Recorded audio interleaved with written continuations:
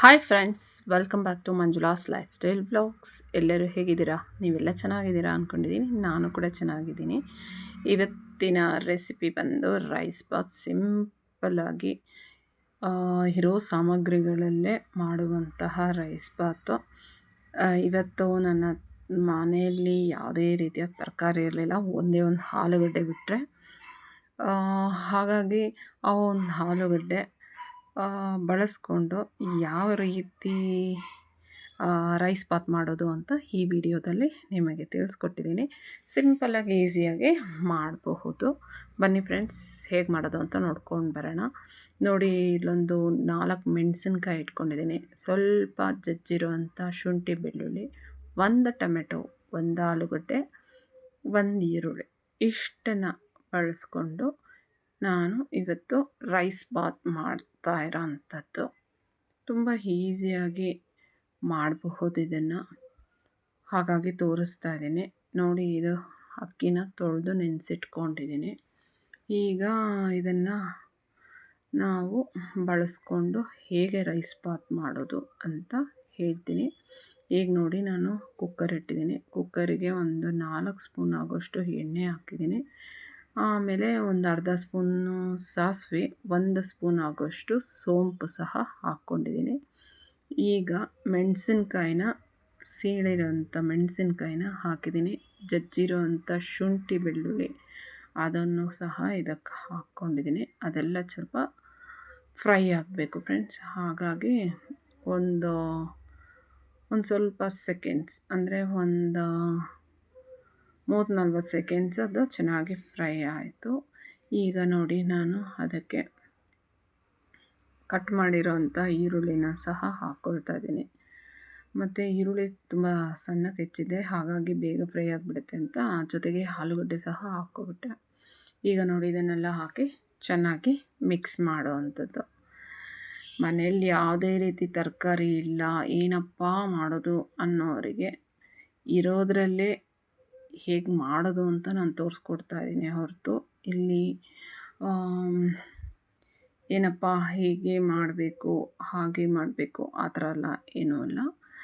ನೋಡಿ ಫ್ರೆಂಡ್ಸ್, ಯಾವಾಗಲೂ ಅಷ್ಟೇ, ಇರೋವಾಗಲೂ ಮಾಡಬೇಕು, ಇಲ್ಲದೆ ಇರೋವಾಗಲೂ ಹೇಗೆ ಅಡ್ಜಸ್ಟ್ ಮಾಡ್ಕೊಂಡು ಹೋಗಬೇಕು, ಇರೋದನ್ನೇ ಬಳಸ್ಕೊಂಡು ಅನ್ನೋದು ನಾನು ತೋರಿಸ್ಕೊಡ್ತಾ ಇದ್ದೀನಿ. ಹಾಗಂತ ನಿಮ್ಮೆಲ್ಲರಿಗೂ ತಿಳಿ ಹೇಳ್ತಾ ಇದ್ದೀನಿ ಅಂತ ಅಂದ್ಕೋಬೇಡಿ. ನಾನು ನಮ್ಮ ಮನೆಯಲ್ಲಿ ತರಕಾರಿ ಎಲ್ಲ ಇರುವಾಗ ವೆರೈಟಿಯಾಗಿ ಮಾಡ್ತೀನಿ, ಇಲ್ಲದೆ ಇರುವಾಗ ಅಕಸ್ಮಾತ್ ತೊಗೊಂಡು ಬರಲಿಕ್ಕೆ ಯಾರೂ ಇರಲಿಲ್ಲ ಅನ್ನೋವಾಗ ದಿಢೀರಂತ ಹೀಗೂ ಮಾಡ್ಕೊತೀನಿ. ಇದು ಯಾರಿಗಾದ್ರೂ ಉಪಯೋಗ ಆಗಬಹುದು ಅನ್ನೋ ಕಾರಣಕ್ಕೆ ಹೇಳ್ತಾ ಇದ್ದೀನಿ ಅಷ್ಟೇ. ಯಾರಿಗೂ ನಾನಿಲ್ಲಿ ಬೇರೆ ರೀತಿಯ ಅಥವಾ ಬೇರೆ ಅರ್ಥದಲ್ಲಿ ಏನೂ ಹೇಳ್ತಾ ಇಲ್ಲ, ದಯವಿಟ್ಟು ತಪ್ಪಾಗಿ ತಿಳ್ಕೊಬೇಡಿ. ನೋಡಿ, ಈಗ ನಾನು 1 ಟೊಮೆಟೊ ಮತ್ತು ಅರಿಶಿನ ಸಹ ಹಾಕ್ಕೊಂಡಿದ್ದೀನಿ. ಹಾಕ್ಕೊಂಡು ಇದನ್ನು ಚೆನ್ನಾಗಿ ಫ್ರೈ ಮಾಡಬೇಕು.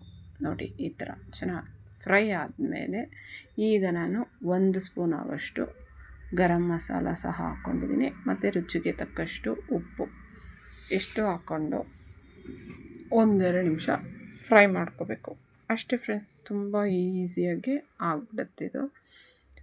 ಒಂದು 10 ನಿಮಿಷ ಸಾಕು ನಾವು ಈ ಒಗ್ಗರಣೆ ಮಾಡಿ ಎಲ್ಲ ಕುಕ್ಕರ್ ಫಿಕ್ಸ್ ಮಾಡಲಿಕ್ಕೆ. ಅಷ್ಟು ಬೇಗ ಆಗಿಬಿಡುತ್ತೆ ಎಲ್ಲ ನಾವು ಕಟ್ ಮಾಡಿಟ್ಕೊಂಡ್ರೆ.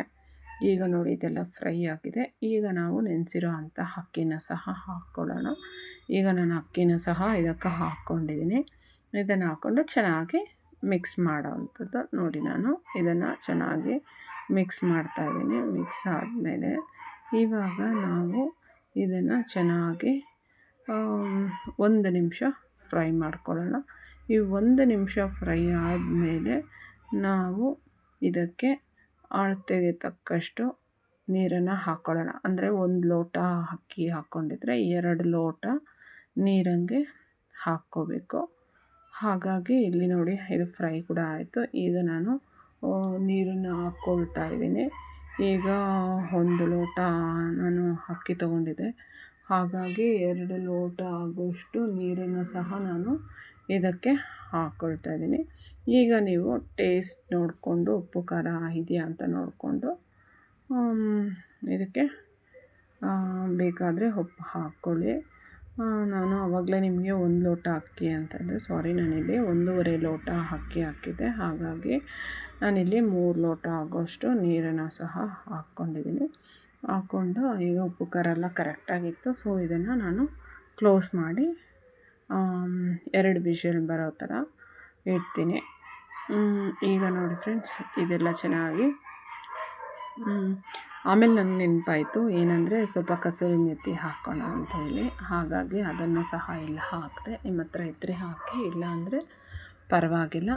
ಈಗ ನೋಡಿ ಇದನ್ನೆಲ್ಲ ಮಿಕ್ಸ್ ಮಾಡಿದಾಗಿದೆ. ಈಗ ಕುಕ್ಕರ್ ಲಿಡ್ ಕ್ಲೋಸ್ ಮಾಡೋಣ. 2 ವಿಷಲ್ ಕೂಗಿದ್ರೆ ನಮ್ಮ ರೈಸ್ ಬಾತ್ ಆಯಿತು, ಅಂದರೆ ದಿಢೀರ್ ರೈಸ್ ಬಾತ್ ಆಯಿತು ಅಂತಲೇ. ಈಗ 2 ವಿಷಲ್ ಕೂಗಕ್ಕೆ ಇಟ್ಟಿದ್ದೀನಿ. ಅದು ಕೂಗಿದ ತಕ್ಷಣ ನಮ್ಮ ರೈಸ್ ಬಾತ್ ರೆಡಿ ಆಗುತ್ತೆ. ಫ್ರೆಂಡ್ಸ್, ಇಲ್ಲೇನಾದರೂ ನಾಯಿ ಬೊಗಳೋ ಶಬ್ದ ಬರ್ತಿದ್ರೆ ಪ್ಲೀಸ್ ಇಗ್ನೋರ್ ಮಾಡಿ. ಅದು ಪಕ್ಕದ ಮನೆಯದು, ಏನೂ ಮಾಡೋಕ್ಕಾಗಲ್ಲ. ಸಮ್ಟೈಮ್ಸ್ ಈ ಥರ ಆಗ್ತಾ ಇರತ್ತೆ. ಈಗ ನೋಡಿ 2 ವಿಷಲ್ ಕೂಗಿದೆ. ಈಗ ನಾನು ಕುಕ್ಕರ್ ಲಿಡ್ ಕೂಡ ಕ್ಲೋಸ್ ಮಾಡಿದ್ದೆ ಅಲ್ವಾ, ಈ ಕುಕ್ಕರ್ನ ತೆಗೆದೆ. ಈಗ ನೋಡಿ ನಮ್ಮ ರೈಸ್ ಬಾತ್ ರೆಡಿಯಾಗಿದೆ. ಸಿಂಪಲಾಗಿ ಟೇಸ್ಟಿಯಾಗಿ ಮಾಡ್ಕೋಬಹುದು. ಯಾವುದೇ ರೀತಿಯ ತುಂಬ ಶುಂಠಿ ಬೆಳ್ಳುಳ್ಳಿ ಪೇಸ್ಟೇ ಬೇಕು, ತರಕಾರಿನೇ ಬೇಕು, ಆ ಥರ ಏನೂ ಇಲ್ಲದೆ ಇರೋದ್ರಲ್ಲೂ ನಾವು ಮಾಡ್ಕೋಬಹುದು ಅನ್ನೋದಕ್ಕೆ ಈ ವಿಡಿಯೋ. ಯಾರಿಗೆಲ್ಲ ಇಷ್ಟ ಆಗಿದ್ದರೆ ದಯವಿಟ್ಟು ಶೇರು, ಕಮೆಂಟು, ಲೈಕ್ ಮಾಡೋದನ್ನು ಮರಿಬೇಡಿ. ಇದಾಗಿತ್ತು ಇವತ್ತಿನ ವಿಡಿಯೋ. ಇನ್ನು